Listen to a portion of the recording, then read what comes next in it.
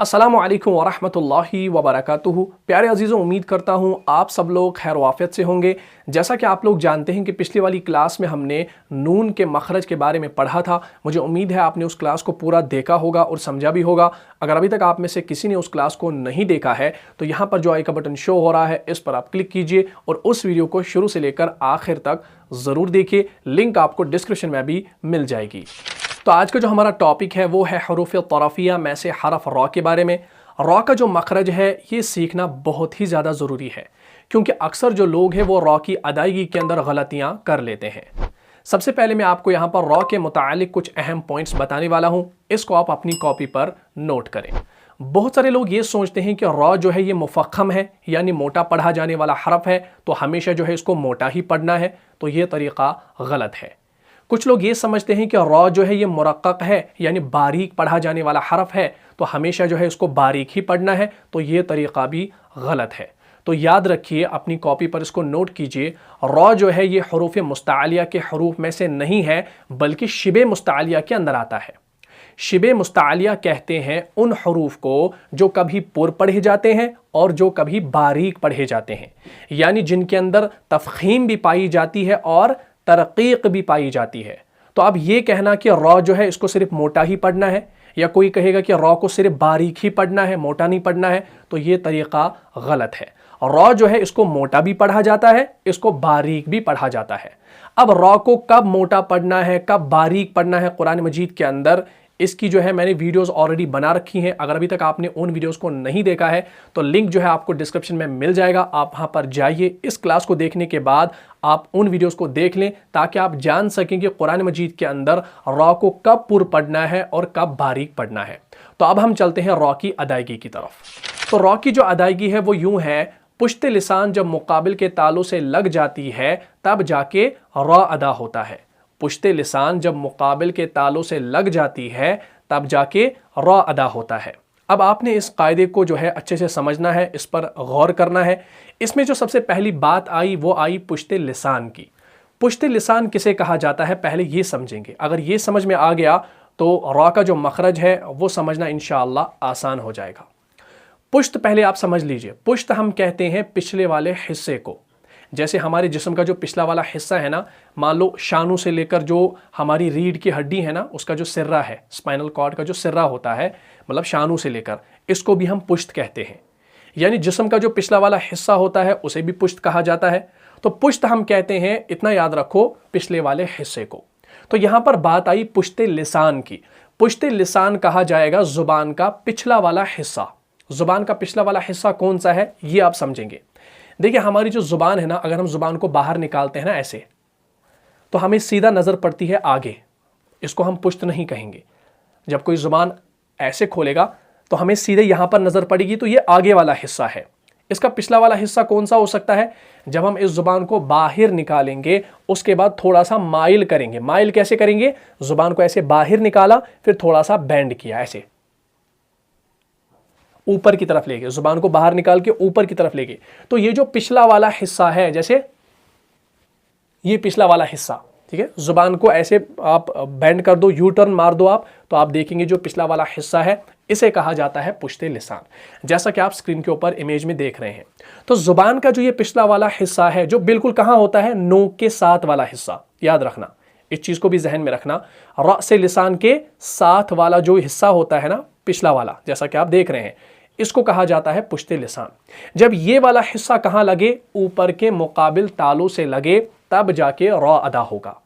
अब ऊपर का जो ये मुकाबिल तालु है ये कहाँ पर है? इसको आसान तरीके से आप ऐसे समझे, हमारे जो ये आगे वाली जो ये दो दांत है ना, इनको हम कहते हैं सनाया उलिया। सनाया उलिया की जो जड़ है ना, जड़ के बाद सीधा आप देखें, जड़ के साथ ही जो सख्त तालु है ना ऊपर, इसको कहा जाएगा मुकाबिल का तालु। जब जुबान का बैक साइड, जब जुबान का जो है पिछला वाला हिस्सा, जुबान की पुश्त जब कहाँ लगेगी? ऊपर के मुकाबिल तालु से लगेगी, तब जाके रॉ अदा हो जाएगा। तो हम पढ़ते हैं रॉ रॉ। अब एक बार इसको पढ़कर देखें तो आप ये महसूस कर रहे होंगे कि हमारी जुबान जो है ना, वो अंदर से मुंह के अंदर ऐसे बेंड हो रही है, और पिछला वाला जो ये हिस्सा है कहाँ की तरफ? जो नोक के साथ होता है, ये लगता है कहाँ? ऊपर के तालु के साथ। तो हम पढ़ते हैं रॉ रॉ रॉ। ठीक है ना? तो ये इसका मखरज है। अब एक बात जो है वो मेरे जहन में आई है, जब हमने इस चैनल को स्टार्ट किया तो सबसे पहला जो हमने वीडियो अपलोड किया था वो था मखारिज का बयान। उस वीडियो के अंदर हमने अलिफ से लेकर या तक तमाम हरूफ को सीखा था, यानी उनकी अदायगी को सीखा था। उसमें जो हमने रॉ को सीखा था वो तिकरार के साथ सीखा था। तिकरार हम कहते हैं रेपिटेशन को, यानी बार बार दोहराने को। उसमें हमने रॉ को कैसे सीखा था, रॉ रॉ रॉ, ये जो स्टार्टिंग में र का साउंड आ रहा है ना, इसे कहा जाता है तिकरार। तो हमने उसमें क्या किया था, हमने तिकरार के साथ रॉ को सीखा था। लेकिन कुरान मजीद के अंदर आप इस तरीके से रॉ को बिल्कुल नहीं पढ़ सकते, यानी कुरान मजीद के अंदर आप तिकरार के साथ रॉ को नहीं पढ़ सकते। अब आप बताएंगे जब कुरान के अंदर हम इस तरीके से नहीं पढ़ सकते तो आपने उस वीडियो के अंदर ऐसे क्यों सिखाया, ये मैं आपको बताने वाला हूँ। देखिए, जब भी कोई बिगनर होता है ना, जब हम उसको रॉ सिखाते हैं ना, वो सही तरीके से अदा नहीं कर पाता। जब पर्सनली मैंने रॉ को सीखा था ना, मुझे खुद जो है ना रॉ नहीं निकालना आ रहा था। फिर मैंने क्या किया, मैंने तिकरार करके बाद में रॉ को सही तरीके से सीखा है।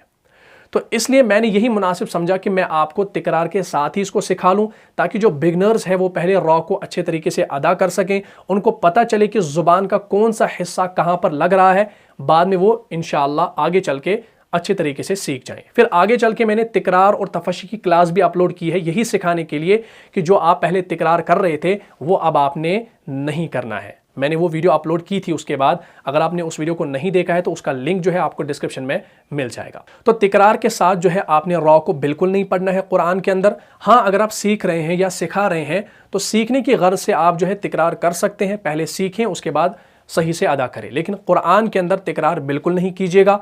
अगर आपने ऐसा कर लिया तो आप मल्टीपल रॉ को अदा करेंगे। जैसे मैं आपको मिसाल दूं, अगर हम पढ़ते हैं ना अल्हम्दुलिल्लाहि रब्बिल आलमीन, तो रब्बिल आलमीन जब हम पढ़ते हैं तो रॉ कितनी बार है, एक ही बार है। अगर हम इस रॉ में तिकरार करने लगे तो क्या बनेगा, अल्हम्दुलिल्लाहि रब्बिल आलमीन। तो ये जो रॉ हो गया ना, पहले इसमें कितने रॉ आपने पढ़े, मल्टीपल रॉ। एक रॉ को नहीं पढ़ा आपने बहुत सारे रॉ को अदा किया, 1 2 3 4 5 र। देखो कितने रॉ इसके अंदर पढ़े गए, ठीक है ना। तो ये आपने नहीं करना है। रॉ एक ही है तो एक ही पढ़ना है, कहीं पर 2 है, कहीं पर मुशद्दद है, रॉ मुशद्दद है तो 2 बार पढ़ना है बस। खाली क्या करना है, जब आपने पुश्ते ज़ुबान को कहाँ लगाना है, ऊपर के मुकाबिल तालु से लगाना है, तो आपने एक बार लगाना है। जैसे raw raw raw raw raw, अगर आप बार बार इसको लगाएंगे ना ऊपर तो ये तिकरार बन जाएगा। जैसे रॉ रॉ, देखिए बार बार जुबान लग रही है ऊपर, आपने एक बार लगाना है, छोड़ना है। रॉ रॉ रॉ, एक बार लगाया तालु के साथ, छोड़ दिया। अगर बार बार लगाने बैठे तो तिकरार हो गया, ठीक है ना, तो रेपिटेशन हो जाएगी इसके अंदर। तो ये चीज़ आपने नहीं करना है। तो तिकरार के साथ आपने कुरान मजीद के अंदर रॉ को नहीं पढ़ना है। क्लियर हो गया, यहां तक समझ में आ गया। अब हम इसकी मश्क करते हैं। लेकिन जैसा कि मैंने स्टार्टिंग में आपसे कहा, रॉ जो है ये शिबे मुस्तालिया के हरूफ में से है, यानी ये कभी पुर पढ़ा जाता है, कभी ये बारीक पढ़ा जाता है। इसको अपने जहन में रखिएगा। पुर कब पढ़ा जाता है, जब इस रॉ के ऊपर ज़बर और पेश होता है। और बारीक कब पढ़ा जाता है, जब रॉ के नीचे ज़ेर होती है, ठीक है ना, ये आपको मालूम होगा। बाकी जो पुर और बारीक के एतबार से कवायद है रॉ के, उसको आप इंशाल्लाह देख लीजिएगा तो आपको ये पूरा समझ में आ जाएगा। तो अब हम इसकी मश्क करते हैं। जैसे रॉ ज़बर रॉ, रॉ पेश रू, रॉ ज़ेर री। देखिए री, इसमें मैंने बारीक पढ़ा, क्यों, क्योंकि ज़ेर आ गई नीचे, ठीक है। रॉ ज़बर रॉ पुर, रॉ पेश रू, रॉ ज़ेर री। इसी तरीके से हमज़ा रॉ ज़बर और, हमज़ा रॉ पेश उर, हमज़ा रॉ ज़ेर इर, और इर, और इर, ठीक है। अब अगर रॉ मुशद्दद आ गया कहीं पर तो और रॉह, हमज़ा रॉ ज़बर और, रॉहा ज़बर रॉह, और रॉह, और रॉह, और रॉह, और रॉह, और रॉह, रॉह रॉह, ठीक है। और रॉह, तो हम पढ़ते हैं ना बिस्मिल्लाहिर रहमानिर रहीम, रॉ रॉ रहीम। तो तिकरार नहीं करना है कुरान के अंदर। अगर आप सीखने की गर्ज से तिकरार करेंगे ना तो आप सीखने के लिए करें, लेकिन कुरान के अंदर आप तिकरार बिल्कुल नहीं कीजिएगा, ठीक है। तो इसको कैसे पढ़ना है, रॉ रू री, रॉ रू री, रॉ रू री, ये तिकरार के बगैर है। रॉ रू री।